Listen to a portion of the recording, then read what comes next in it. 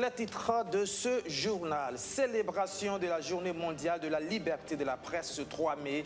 Le Burkina Faso garde le cap, 5e en Afrique et 1er en Afrique francophone, des pays où la presse est le plus libre. Le Burkina Faso fait partie des meilleurs élèves du continent, mais tout n'est pas reluisant. Sur le plan économique, c'est encore très limite avec des entreprises de presse en difficulté et des journalistes en proie à la précarisation. Le ministère de la Santé est l'institution la plus énergétivore au Burkina, nous révèle le journal économiste du Faso. D'autres institutions suivent le classement, les explications et les conséquences de ces constats dans la chronique de ce journal. Et puis, manifestation contre les réformes des examens scolaires, eh bien, les élèves ont remis le couvert ce lundi 3 mai en prenant d'assaut les rues aux alentours du ministère de l'Éducation nationale. Et une fois de plus, ils se sont heurtés au dispositif policier sur place. Voilà pour le sommaire. Bonsoir et bienvenue. Nous débutons ce journal avec cette information. Eh bien, la région de l'Est, encore une fois, frappée par des attaques terroristes. Et je m'en vais vous lire le communiqué qui donne ce qui suit.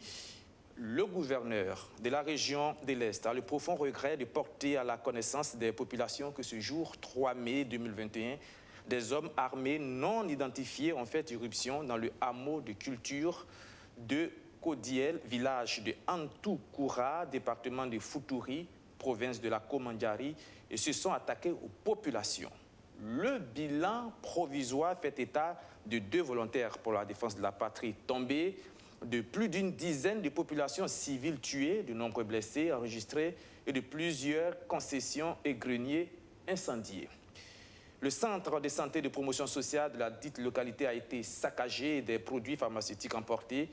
En cette douloureuse circonstance, le gouverneur de la région de l'Est, au nom du gouvernement, condamne avec fermeté cette attaque lâche et barbare, présente ses condoléances les plus attristées aux familles éplorées et souhaite un prompt rétablissement aux blessés.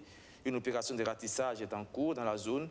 Par ailleurs, le gouverneur invite les populations non seulement à la vigilance, mais aussi à une étroite collaboration avec les forces de défense et de sécurité. C'est signé du colonel Saïdou Sanou, officier de l'ordre de l'étalon.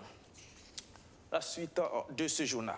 Sa plume s'est pendant longtemps confondue à ces 4 mots. Ce que je crois. C'était le titre de ses éditos qu'il signait dans le magazine qu'il a lui-même fondé en 1960. Béchir Ben Yamed, le fondateur de Jeune Afrique, est décédé ce lundi 3 mai à l'âge de 93 ans à l'hôpital Lariboisière à Paris des suites de Covid-19.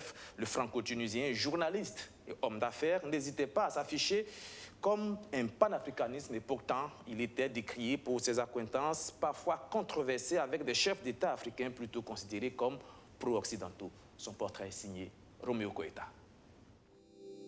Encore une autre personnalité sur la longue liste des victimes de la Covid-19. Le journaliste et homme d'affaires Béchir Ben Yamed est décédé à Paris ce 3 mai des suites de Covid-19 à l'âge de 93 ans. Il avait lancé le célèbre magazine Jeune Afrique en 1960. Né en avril 1928 en Tunisie, alors protectorat français, ce fils de commerçant diplômé en commerce avait œuvré pour l'indépendance et fait partie du gouvernement de Habib Bourguiba en tant que secrétaire d'État à l'information de 1956 à 1957. Son magazine, disait-il, a été fondé pour accompagner le mouvement d'émancipation des peuples qui, à l'orée des années 1960, accède à l'indépendance. C'est donc une partie de l'histoire de l'Afrique qui s'en est allée. Témoin privilégié du mouvement de l'Afrique indépendant, Béchir Ben Yamed laisse derrière lui un lourd héritage, celui d'avoir été témoin d'un monde en plein mouvement et d'un continent en quête de reconnaissance et de liberté.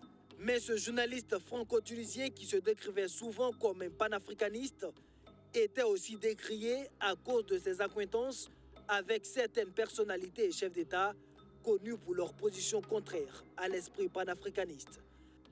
Après une 60aine d'années d'existence, le groupe Jeune Afrique est en pleine mue numérique. Longtemps hebdomadaire, le magazine est devenu mensuel et le groupe a lancé fin 2020 un plan de restructuration prévoyant d'étoffer ses équipes dans le numérique d'ici à 2022. À la fin de la décennie 2000, il avait transmis les rênes de Jeune Afrique à ses fils et au directeur de la rédaction, François Soudan. Coïncidence assez curieuse, le patron de Jeune Afrique meurt exactement le jour du 30e anniversaire de la déclaration de Windhoek instituant la Journée mondiale de la liberté de la presse. Et comme il y a 30 ans, ce 3 mai, on prêche encore pour une presse libre, indépendante et pluraliste. Des journalistes continuent de mourir dans l'exercice de leurs fonctions, parfois assassinés, certains emprisonnés, d'autres persécutés. Au Burkina Faso, la situation est relativement meilleure. Selon Reporters sans frontières, en 2020, le Burkina est classé 37e mondial, 5e en Afrique et 1er en Afrique francophone des pays les plus respectueux de la liberté de la presse. Mais il y a tout de même quelques écueils. C'est ce que rapporte l'étude sur l'état de la liberté de la presse menée par le Centre national des presses Norbert Zongo, dévoilée et analysée ce lundi. Archimède Boy. Dr Lassane Yameogo présente ici l'étude sur l'état de la liberté de la presse en 2020 au Burkina Faso. Ce document attribue la note de 2,41 sur 4, équivalent à une situation plutôt bonne au pays des hommes intègres. Une légère baisse comparativement à celle obtenue en 2019 qui était de 2,50 sur 4. Selon ce rapport, le journalisme satisfait aux normes de qualité professionnelle et la législation protégeant la liberté d'expression et de presse existe et est appliquée au Burkina Faso. Mais l'une des difficultés reste encore l'accès du journaliste à l'information publique. Le rapport révèle que l'accès reste encore aujourd'hui difficile pour bien nombre donc des journalistes, quand bien même la loi 51 portant droit d'accès à l'information publique et aux documents administratifs est adoptée depuis 2015. Malheureusement, il n'y a toujours pas de décret d'application qui fait que les journalistes ont encore des difficultés à pouvoir avoir accès à l'information publique. L'autre difficulté qui a contribué à la baisse de la note, c'est la viabilité des entreprises de presse. Nous avons constaté pendant cette étude que les entreprises de presse ne sont pas viables économiquement. Bien des entreprises, ce n'est pas toutes les entreprises, mais bien des entreprises éprouvent énormément de difficultés à pouvoir évidemment s'insérer sur le marché économique de l'information et de la communication au Burkina Faso. Malgré toutes ces difficultés, le classement mondial 2021 de Reporters sans frontières place le Burkina Faso au 37e rang sur 180 pays, ce qui fait de lui le 5e en Afrique et le 1er en Afrique francophone. Cette année, un vibrant hommage est rendu à l'occasion de la commémoration de la Journée mondiale de la liberté de la presse à Marie-Soleil Frey Minungou pour sa contribution à l'édification du centre de presse Norbert Zongo. Elle fut enseignante de 1997 à 2000 au département communication et journalisme de l'université Joseph Kizerbo. Et cette 30e journée de la liberté de la presse est célébrée sous le thème « L'information comme bien public », un thème qui renvoie à 3 impératifs dont les mesures pour assurer la viabilité économique des médias d'information. C'est sur cet aspect qu'ont insisté les professionnels des médias au Burkina au cours d'un panel ce 3 mai. Le caractère assez précaire des conditions de vie et de travail des journalistes burkinabés était au centre des débats. Abdulrazak Traoré.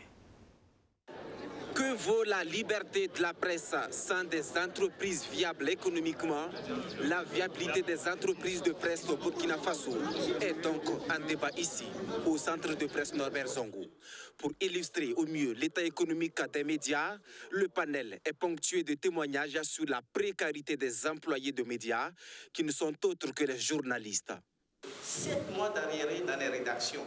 Mais ceux-là, ils sortent sur le terrain. Quand vous les voyez, vous lisez à nos journalistes, à mes confrères de la pauvreté. Ils ne sont pas à l'aise. Vous les voyez. Et quand on finit comme ça, le reportage, vous voyez comment les gens s'agrippent sur le côté. Vous voyez comment les gens pourchassent même les organisateurs. Mais j'ai dit, mais non, le journaliste, il doit être à l'abri du besoin. Le journaliste, c'est un métier, c'est une profession noble.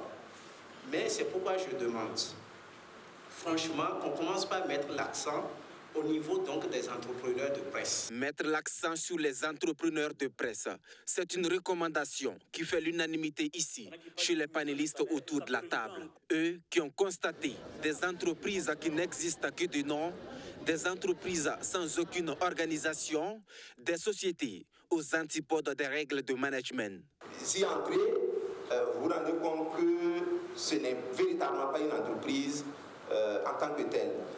Soit le siège même n'existe pas. Moi, j'en ai vu des cas lorsque je faisais une étude pour le fonds d'appui à la presse privée, le DGLA.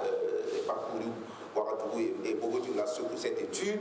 Il a été difficile de retrouver certains responsables de médias à leur siège parce que le siège lui-même n'existe pas. Du coup, comment est-ce qu'une entreprise qui existe de manière informelle peut disposer d'outils de gouvernance administrative, de gouvernance économique? Et l'autre difficulté qui entrave les médias, c'est quand eux tous comptent sur la commande publique pour se réaliser et qu'en retour du fait de leur désorganisation, l'essentiel de la commande étatique est arraché par les médias étrangers. Elle va principalement à des acteurs médiatiques de l'extérieur qui sont mieux organisés, qui ont leur entrée dans les services gouvernementaux le plus souvent. Et ça va aussi, cette manne financière-là, elle va aussi aux médias publics, au détriment de la presse privée. Mais pour certains acteurs, il est temps de cesser de faire une fixation sur les entreprises. Ils pointent du doigt la qualité même des hommes de médias. On a une formation des journalistes dans notre pays qui n'est pas à niveau. Vous ne pouvez pas demander à un patron de presse de payer 500 000, 600 000 à quelqu'un qui ne peut pas... Voilà, je ne sais pas, tu ne peux pas moi me prendre pour vouloir me payer au prix de Lionel Messi, ce n'est pas possible. Pour jouer au football, c'est la même chose. Et ces écoles-là sont diminuées. Sont diminuées en matériel, ils sont diminués, les curricula sont désuets, comment on appelle, les enseignants, il faut en trouver de nouveaux. C'est toute cette chaîne-là qu'il faut voir. Et c'est là aussi qu'on pourra dire que n'importe qui ne peut pas venir se bomber le torse et dire je suis journaliste. Ce n'est pas la pratique. Beaucoup y sont sans avoir évidemment le diplôme requis pour y être. Qu'est-ce que vous voulez? Le dispositif est là, mais écoutez, moi je suis chef d'entreprise, je suis libre donc de recruter qui je veux. C'est ça aussi, la liberté.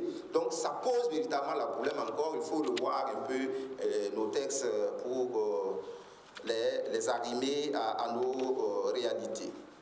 Revoir les textes également du côté de l'administration fiscale, car la fiscalité actuelle n'est pas adaptée aux entreprises qui produisent un bien spécifique qu'est l'information. Avant de fermer ce chapitre sur la liberté de la presse, nous rappelons la situation assez préoccupante de notre confrère Adama Ouedraogo, dit Damis, journaliste condamné et incarcéré pour son implication dans le putsch manqué de septembre 2015 et surtout dont l'état de santé s'est nettement détérioré. Ses avocats ont demandé en vain qu'il bénéficie d'une liberté provisoire pour recevoir des soins appropriés. Ces conseils évoquent notamment une jurisprudence faisant écho à l'autorisation accordée à l'ancien ministre des Affaires étrangères, Djibril Bassolé, lui aussi impliqué dans le putsch de 2015 et actuellement en France pour des soins de santé. Toute autre chose, manifestation contre la réforme des examens scolaires à grand tirage. Les élèves ont remis encore le couvert ce lundi.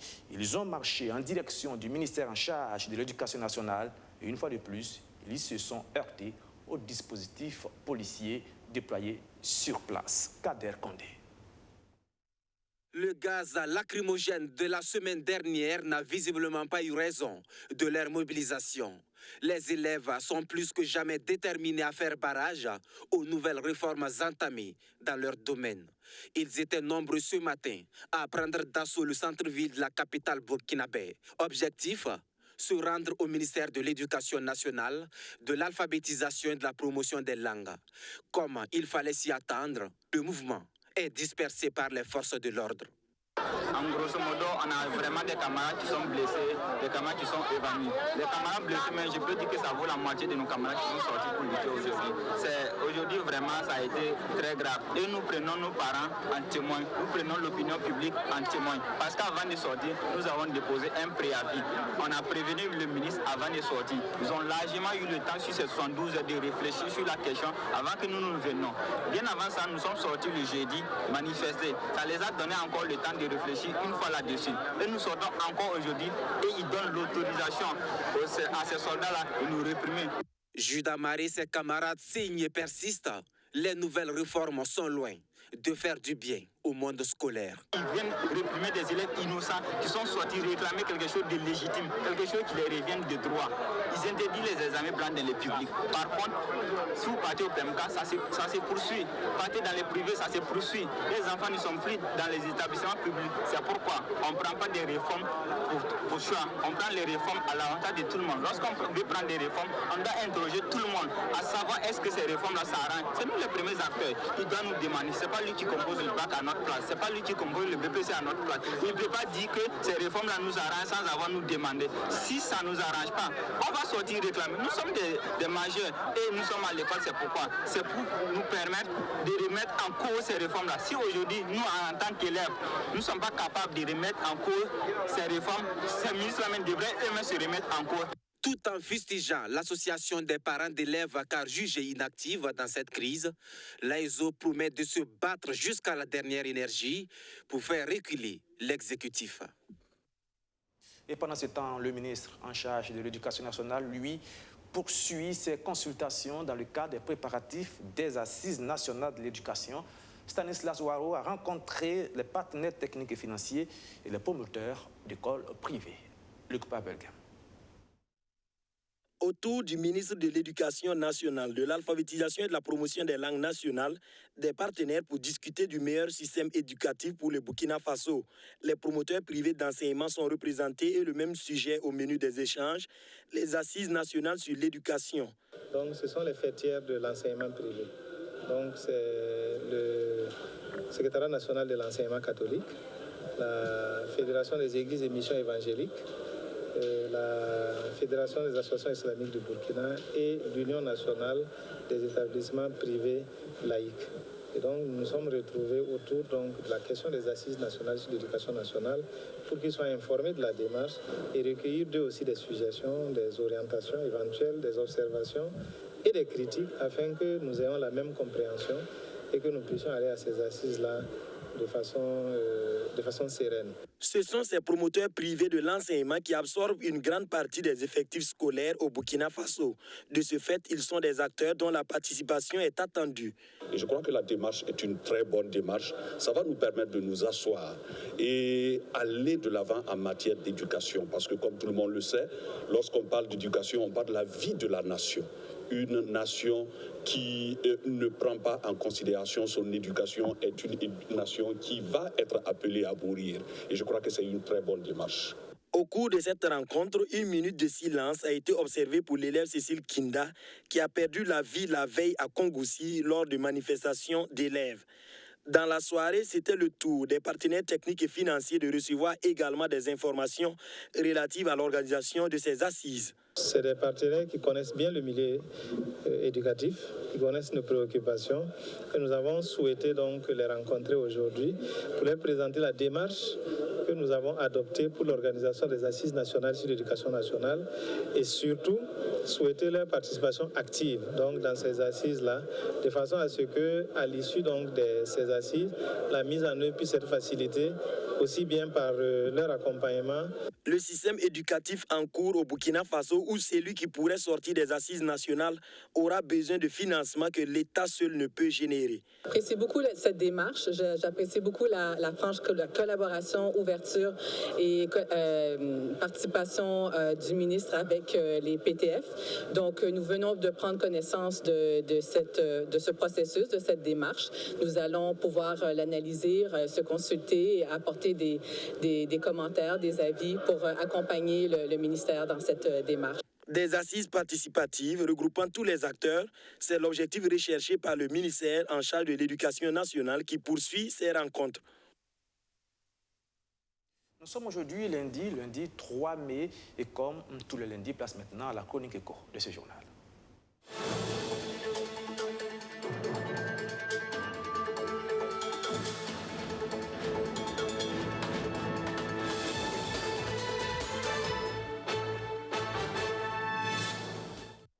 Ce soir, nous nous intéressons au secteur de l'énergie. C'est vrai qu'il y a des coupures d'électricité, mais nous nous posons la question dans ce journal, quels sont les ministères et les institutions les plus énergétivores? Eh bien, le ministère de la Santé se classe en première position.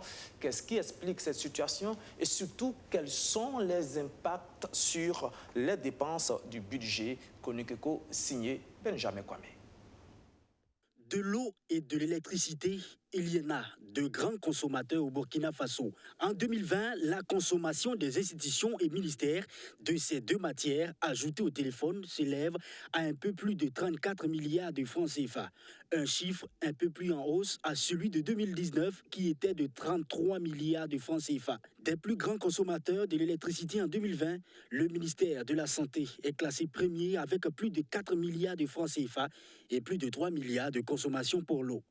C'est le rapport d'exécution des dépenses du budget 2018 à 2020 qui le révèle.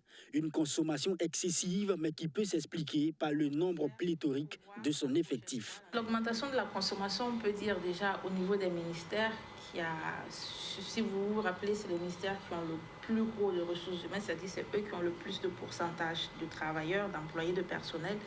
Donc, toutes ces personnes-là qui utilisent l'électricité, que ce soit le courant, les ordinateurs, les imprimeries, les impressions et tout, ça doit être ça aussi qui constitue ou qui permet de voir cette hausse-là. Voilà, il ne faut pas oublier que c'est les ministères qui comptent le plus grand nombre de personnel. Donc c'est un peu, je ne vais pas dire que c'est justifiable, mais c'est l'une des raisons qui fait qu'on remarque cette hausse au niveau de l'électricité. Bien d'autres raisons sont liées à cette consommation d'électricité, mais celle de l'eau n'a pas été communiquée par le rapport. Derrière le ministère de la Santé, il faut compter le ministère en charge de l'économie avec plus de 2 milliards et le ministère de la Défense avec 2 milliards 400 millions de francs CFA, pour ne citer que ceci. Une situation qui intervient alors que le gouvernement prône la réduction du train de vie de l'État.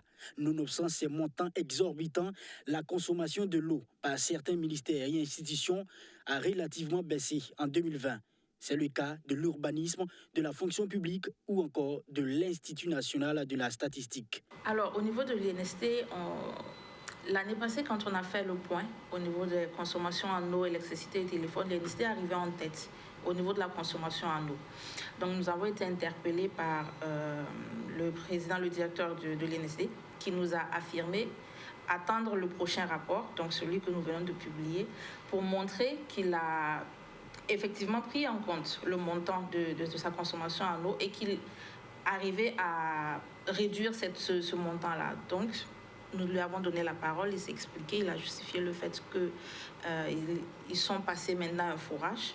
Donc, il n'y a que quelques démembrements de l'INST qui s'approvisionnent directement via l'ONEA. Donc, c'est l'une des raisons qui fait que leur facture a baissé. Le rapport d'exécution du budget et de la trésorerie de l'État est livré. Le gouvernement fait des projections pour réduire considérablement toutes ces consommations élevées. Mais il est primordial d'accélérer le processus pour sentir véritablement cette ambition sur la réduction du train de vie de l'État. La réduction du train de vie de l'État, donc en dehors des forages, ça c'est au niveau de l'eau. Je sais que le rapport parle aussi d'acquisition de batteries, de condensateurs et tout, justement au niveau de l'électricité pour amoindrir la facture. On doit pouvoir commencer à réduire ces factures. Et à partir de ce point-là, on pourra dire oui, effectivement, le gouvernement a pris la mesure totale et est actuellement en train de travailler. À noter également que le rapport félicite la Cour des comptes et le ministère des Ressources animales pour la baisse en consommation d'eau. À travers son article, l'économiste du Faso interpelle les ministères et institutions qui ne sont pas cités en exemple à suivre ceux ayant entrepris des réformes pour réduire leur consommation en électricité, en eau et en téléphone.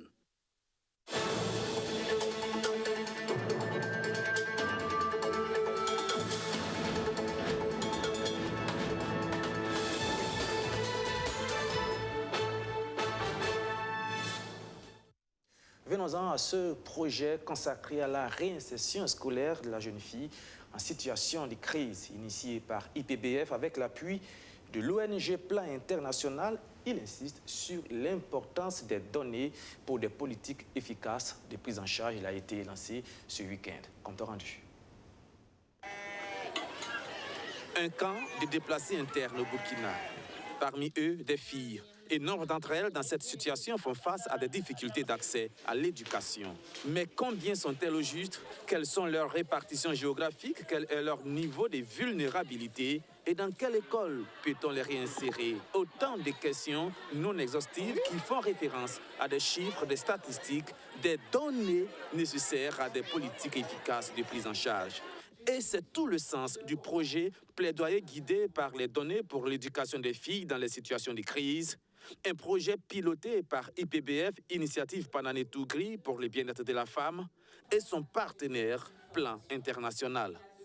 Très souvent, dans les pays en crise, ces données très souvent manquent. Et les capacités à les collecter sont souvent insuffisantes et à les utiliser efficacement. Donc, je crois que ce projet vraiment vient à point pour combler ce gap. Ce que nous pouvons dire, c'est que nous avons un problème qui est là, c'est que la situation de crise amène les jeunes filles à quitter l'école ou à ne pas pouvoir poursuivre leurs études. Donc, il faudra travailler sur cet aspect et permettre aux jeunes filles de pouvoir aller à l'école et pour celles qui sont à l'école, de pouvoir s'y maintenir et poursuivre leurs études. Et c'est dans la droite ligne de l'atteinte de cet objectif essentiel au projet qu'un atelier sur la question des données a été organisé avec plusieurs associations et structures privées et publiques. Les organisations participantes ont eu à connaître les sources des données, comment identifier les sources des données, comment identifier des données fiables, étudier la qualité des données et aussi l'analyse des données, comment on analyse des données collectées brutes, comment on fait une triangulation, ça veut dire croiser des différentes données en lien avec nos indicateurs. Et aussi, nous avons appris comment faire le plaidoyer en utilisant ces données-là. Et à la fin, nous sommes sortis avec un plan de plaidoyer qui doit nous permettre, en tout cas et dans toutes les régions, de faire les plaidoyers et être plus convaincants vis-à-vis des partenaires. Les partenaires, mais aussi les personnes ressources. Les initiateurs du projet peuvent bien compter sur l'engagement de l'épouse du chef de l'État. Après la santé, un des facteurs importants du développement d'un pays consiste en l'éducation de ses filles et de ses garçons. Aujourd'hui, il est question d'égalité de chance pour tous, aussi bien pour les filles que pour les garçons. Et si nous sommes là aujourd'hui, c'est parce qu'il s'agit d'une question d'importance pour nous, l'éducation des filles. Le projet plaidoyer guidé par les données pour l'éducation des filles dans les situations de crise a une durée de 18 mois et il est financé par Affaires mondiales Canada. On reste dans le registre des réinsertions des personnes déplacées internes, victimes de terrorisme et de plusieurs attaques. Ce sont des personnes souvent en état de détresse avancée qui n'ont pas accès aux services sociaux de base. Et c'est à ce sujet que s'attaque le FAFPA, le Fonds d'appui à la formation professionnelle et à l'apprentissage, qui apporte justement son appui à ces personnes déplacées internes à travers des actions de formation en vue de leur réinsertion. La cérémonie de lancement de cette phase pilote de cette formation s'est déroulée ce jeudi 29 avril. Reportage Kader Kondé, Abdoulaziza Saré. Sur les 18 000 personnes déplacées internes qui souhaitent être compétitives sur le marché de l'emploi, 500 bénéficieront gratuitement des formations initiées par le FAFPA, le Fonds d'appui à la formation professionnelle et à l'apprentissage, en vue de leur réinsertion socio-professionnelle. Le budget d'exécution du projet, qui s'élève à 60 millions de francs CFA, ne permet pas de prendre en charge l'ensemble des personnes déplacées internes concernées. L'appui va suivre les processus que nous utilisons au FAFPA, c'est-à-dire qu'on a élaboré avec eux des projets de formation et nous allons identifier des cabinets qui sont compétents dans le domaine, que nous allons charger de former ces PDI. Et comme M. le ministre disait, ils seront accompagnés de kits. Il s'agit de les former et de leur donner un minimum pour s'installer. Vraiment, ça vient vraiment à un bon moment. Puisque nous sommes ici, il y a nos femmes qui sont là, elles n'ont rien à faire. Elles ne savent même pas ce que faire pour avoir 5 francs dans la journée.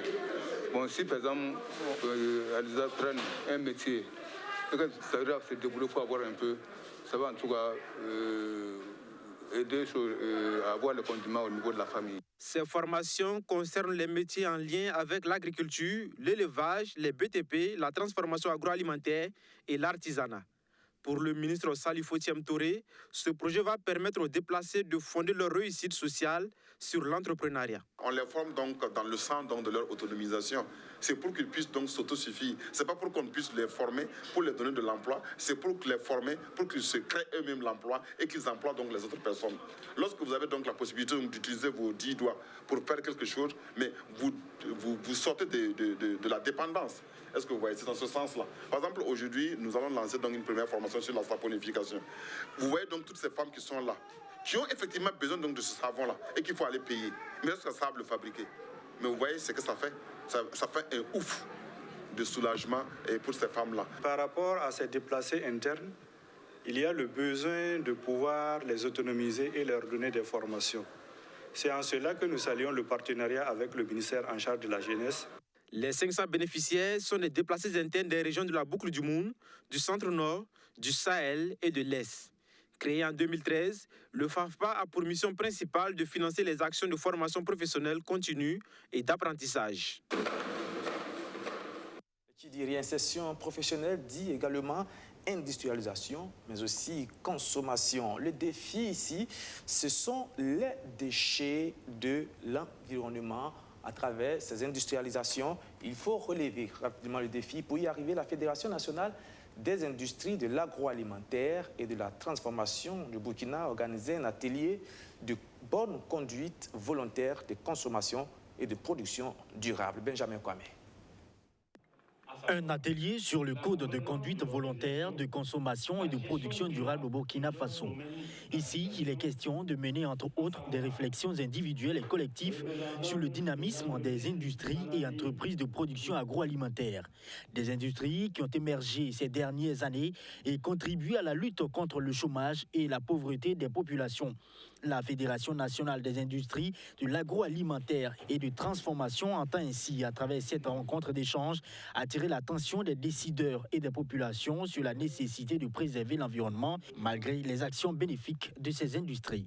Afin de permettre à nos entreprises de jouer pleinement leur rôle dans l'amélioration de la qualité nutritionnelle et sanitaire des aliments, la Fédération nationale des industries de l'agroalimentaire du Burkina a élaboré dans le cadre du projet Moins de déchets, plus d'opportunités, l'économie verte au service des micro, petites et moyennes entreprises de Ouagadougou, un code de conduite volontaire sur toutes les bonnes pratiques de consommation et de production durable. Élaboré par les professionnels de l'agroalimentaire, le gouvernement et la municipalité de Ouagadougou visent à faire la promotion du DICODE auprès des entreprises afin de les amener à une meilleure réalisation des déchets issus de leur activité. Et pour les accompagner dans cette mission, 39 millions de francs CFA ont été mobilisés pour 30 entreprises. Le projet a donc tout son sens auprès de la mairie de Ouagadougou. Je rappelle que la ville de Ouagadougou génère autour de 600 000 tonnes d'ordures ménagères dans les années 2000, dans les années 2000 actuellement. Qui sont ces producteurs-là? C'est vous et moi, ce sont les ménages, ce sont les industries agroalimentaires qui génèrent ces déchets et qui ne sont pas forcément bien traités. Nous sommes aujourd'hui présents à cet atelier pour demander à ces industries agroalimentaires de se l'approprier en essayant d'appliquer son contenu dans toute la chaîne de la mise en œuvre de leurs activités. Ce code de conduite volontaire de consommation et de production durable, la séance tenante a été approuvée par les entreprises présentes. La Fédération nationale des industries de l'agroalimentaire ambitionne étendre son champ d'action dans les 13 régions du Burkina Faso. Et de la culture, pour terminer, le ministère en charge de la culture qui organise son tout premier CASEM de l'année. La problématique de ce CASEM, c'est le tourisme interne. À cause de la Covid-19, il n'y a plus de tourisme qui vient de l'étranger. Il faut développer des voies et moyens pour encourager les Burkinabés à visiter les sites touristiques. C'était le sujet au centre de ce CASEM. Reportage Roméo Koeta. Il y avait déjà la crise sécuritaire qui gangrénait le secteur touristique au Burkina Faso depuis 2016. Cela ajouté à la pandémie de la Covid-19 qui sévit depuis plus d'1 an, avec pour conséquence la fermeture des frontières. Il faut dire que le secteur touristique est au bord de l'agonie. Il était ainsi difficile de plus en plus de compter sur les touristes étrangers. Le ministère de la Culture veut alors viser sur le tourisme interne pour relancer la filière. En clair, il s'agit d'inciter les Burkinabés à découvrir et à visiter leur propre patrimoine touristique et culturel reparti sur tout le territoire national. Pour y parvenir, il faut définir des stratégies attrayantes. C'est ce qui réunit ici à Dédougou les cadres du département en charge de la culture et du tourisme, avec à leur tête la ministre Élise Ilboudo Tiambiano. Il s'agit pour nous de voir les différentes pistes au niveau donc des ministères, au niveau également de l'enseignement, également au niveau des privés, des ambassades, ce que l'on peut développer donc pour mettre sur la table, pour permettre au développement donc interne du tourisme. Il faut également voir au niveau des ménages et permettre que l'hôtellerie soit à la disposition donc de ces ménages-là à des prix raisonnables pour promouvoir en tout cas ce tourisme interne-là. Parce que nous savons bien qu'avec la Covid-19 et également avec le problème de sécurité, le tourisme est devenu un problème parce que nous n'avons plus le flux qu'on recevait ici. Et étant donné même qu'à l'intérieur, le tourisme n'était pas développé, il faut que nous penchions surtout sur le tourisme interne pour pouvoir donc pallier à ce problème qui se pose aujourd'hui. Dans la dynamique de relancer le tourisme local, la ministre Élise Tiambiano veut poursuivre le chantier entamé par son prédécesseur, Abdoul Karim Sango. En août 2020, le département en charge du tourisme avait signé un partenariat avec l'Association professionnelle des hôteliers et restaurateurs du Burkina. Une convention qui avait permis de réduire de 25% le tarif des hôtels sur la période des vacances.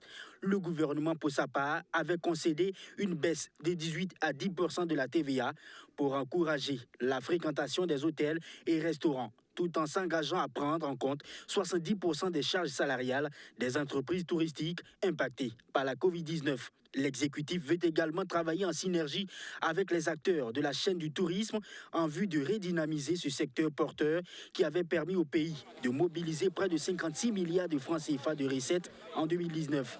Durant ces 2 jours de travaux, ces cadres du ministère de la Culture, des Arts et du Tourisme devront donc élaborer des stratégies adaptées à même de relancer le tourisme interne. Et c'est la fin de ce journal. Merci de l'avoir suivi et merci de votre fidélité renouvelée. Nous nous retrouvons donc demain à la même heure, c'est-à-dire 19h30. Au revoir et bonsoir.